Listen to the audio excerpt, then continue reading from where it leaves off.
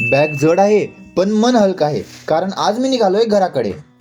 तर राम राम मंडळी, मी तुमचा लाडका महेश. आज आपण जात होते घरी, आणि घरी जायची खुशी फक्त बाहेर राहणाऱ्यांना कळते. आपण एक वडापाव खाल्ला आणि सगळं व्यवस्थित पॅक करून खाली आले. शहादाहून दोंडाईचा गाडी घेतली आणि पोहोचले दोंडाईचा पोहोचताच पहिले पेटपूजा आणि मग कामधुजा. आपण आयुषला स्पेशल कॅमेऱ्यात घेऊन आपण चालले स्टेशनला. आपण स्टेशनला पोहोचले, ते पण पूर्ण तयारीने. बिल्लू जेलचे फरार हा डायलॉग आज आमच्या सगळ्यांवर सुटत होता.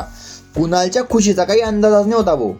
मुझसे प्यार करती है या नहीं करती है, नहीं तेरा मुझसे प्यार है या नहीं है. आणि बघता बघता फायनली ती आली आणि आपण गर्दी करायला लागले. फायनली बाय बाय दोंडाईचा माहोल पूर्ण शांतीचा होता, म्हणून आपण आपली प्लेलिस्ट चालू केली आणि प्रवासाला सुरुवात केली. आणि ह्या ट्रेनमुळे आपण अर्धा तास लेट झाले होते. त्याच्यानंतर आपण आपल्या मित्रांसोबत दोंडाईच्या कॉलेजच्या मित्रांना पण व्लॉग मध्ये घेतलं. आणि आता झाला खरा प्रवास चालू. बघा, वातावरण एकदम छान आणि निरागस होतं. वातावरणाचे मजे फक्त आयुष आणि अनिकेत घेत होते.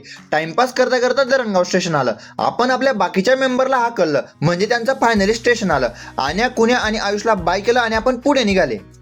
आणि फायनली आपलं पण सावळखेडा स्टेशन आलं. आपल्याला घेण्यासाठी आपली मंडळी आपल्या आधीच येऊन बसली होती. फायनली आपण ट्रेनच्या खाली उतरलो आणि आपल्या बाकीच्या मंडळीला बाय करून घरासाठी निघालो. आणि फायनली आपण सुखरूप घरी पोहोचलो. जय श्रीराम.